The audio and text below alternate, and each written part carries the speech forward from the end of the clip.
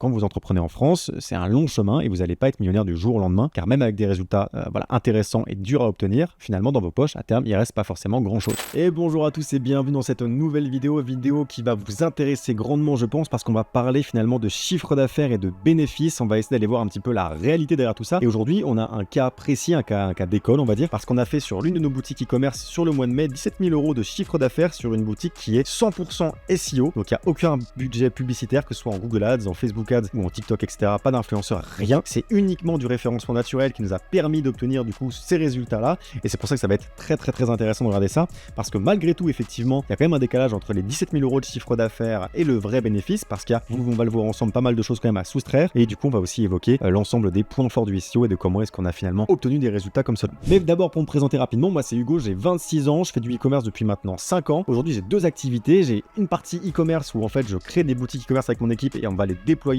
et essayer d'aller chiffrer. Et de l'autre côté, une agence web avec laquelle on accompagne nos clients dans la réalisation de leurs projets e-commerce. En fait, finalement, on fait au sein de nos clients ce qu'on fait déjà pour nous-mêmes. On applique les stratégies qui fonctionnent pour nous, pour nos clients. Ça, c'est pour la présentation rapide. Si vous voulez en savoir plus, je vous redirige vers ma vidéo de présentation sur cette même chaîne. Commençons tout de suite du coup par déconstruire ce fameux chiffre des 17 000 € de chiffre d'affaires au mois de mai. Il faut savoir que ça représente seulement 840 € de bénéfices réellement, tout simplement parce qu'il faut retirer 4 250 € de coûts produits, mais également 3 400 € de TVA et enfin 510 € d'outils et de frais de transaction. Donc ça, c'est déjà juste pour souligner le fait que par rapport à ce que certains vendeurs de formation vont vous dire, même sur des boutiques SEO, il y a malgré tout une différence forcément entre votre chiffre d'affaires et votre bénéfice. Et c'est vrai que sur le game du SEO, il y a quand même beaucoup de personnes qui ont tendance à insister sur le fait que non, mais il n'y a aucun coût, du coup le chiffre d'affaires est égal au bénéfice. Bien entendu, non, ce n'est pas le cas, c'est jamais le cas. Et donc même voilà, même sur une boutique SEO, comme vous pouvez le voir, si on retire les coûts produits et la TVA, il y a forcément un gap. Alors bien évidemment, chaque business est singulier, vous allez avoir des business avec des meilleures marges, des personnes qui vont faire des x10 sur leurs produits, qui vont toucher un produit mettons à 4 € et qui vont le vendre à 40. En attendant, dans la plupart des cas, on est rarement au-dessus d'un x3 ou d'un x4. Et donc, c'est ça que ça représente. Donc sur 17 000 € de chiffre d'affaires, encore une fois, je le répète, ça fait 4 250 € de coûts produits. Et donc après, bien évidemment, la TVA et les frais de transaction, etc. à retirer. Toutefois, il faut quand même noter que la grande force de cette boutique, c'est donc ses positions SEO, parce que même si on peut constater que le bénéfice représente que la moitié du chiffre d'affaires, il y a quand même beaucoup moins de volume à traiter, beaucoup moins de galères, parce qu'on est sur des volumes de transactions qui sont moins importants. Pour un bénéfice, mettons, similaire, sur des boutiques en ads, on pourrait aller sur des chiffres d'affaires qui pourraient alentourer les 40, les 50 000 € de chiffre d'affaires pour avoir les fameux 8 000 € de bénéfices. Sauf que vous l'aurez compris, avec 40 000 ou 50 000 € de chiffre d'affaires, vous avez beaucoup plus de complications extérieures, des complications comptables pour traiter toutes ces transactions, des complications au niveau de fournisseurs de paiement, possiblement,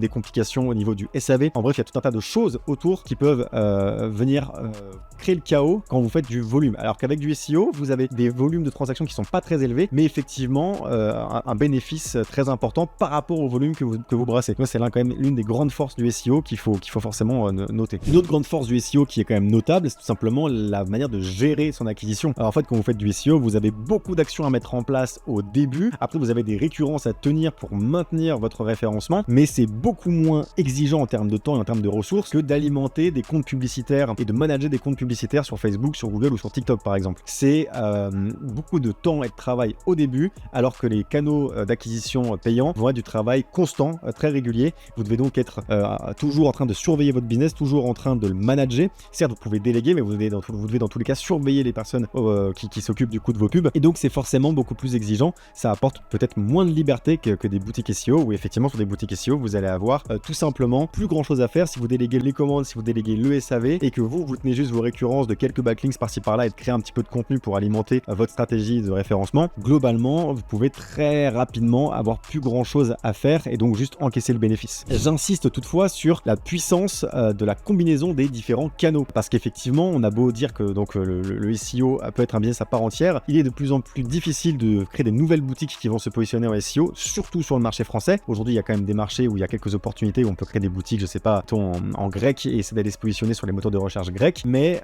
pour autant, bon, c'est quand même plus difficile qu'avant. Et si vous créez une boutique aujourd'hui en SEO, vous aurez des résultats que dans 6 mois, voire 1 an. Donc, il faut quand même noter que les autres canaux peuvent être importants déjà pour accélérer la machine, et tout simplement parce que la combinaison des canaux est aussi très puissante. Sur ma boutique la plus ancienne, qui a fait 1,5 million sur 2023, c'est une combinaison des canaux. On a à la fois une optimisation SEO, donc une partie de son chiffre d'affaires vient de son référencement naturel. On a à la fois du Google Ads, à la fois du Facebook, à la fois du Snapchat et un petit peu de marketing d'influence. Et c'est la combinaison de ces canaux qui fait qu'on arrive à avoir une machine de guerre explosive, on arrive à avoir un site e-commerce qui pète les scores. Parce que effectivement, en fait, ça permet aux à vos utilisateurs de vous voir littéralement partout. Et donc, la combinaison des canaux peut aussi être très puissante. Ce que je veux dire par là, c'est que même si vous avez aujourd'hui une boutique qui tourne en ads, n'hésitez pas à mettre quand même des actions SEO pour que sur le long terme, vous ayez aussi du référencement naturel sur votre boutique qui fonctionne pourtant en temps normal avec de la publicité payante. Et pour finir cette vidéo, j'aimerais parler du fait que effectivement ces résultats ils sont intéressants, mais il ne faut pas non plus oublier que, encore une fois, si vous êtes sur une structure française, vous ne pouvez pas vous reverser directement ces 8000 € de bénéfices. Il va y avoir un ensemble de choses à payer si vous voulez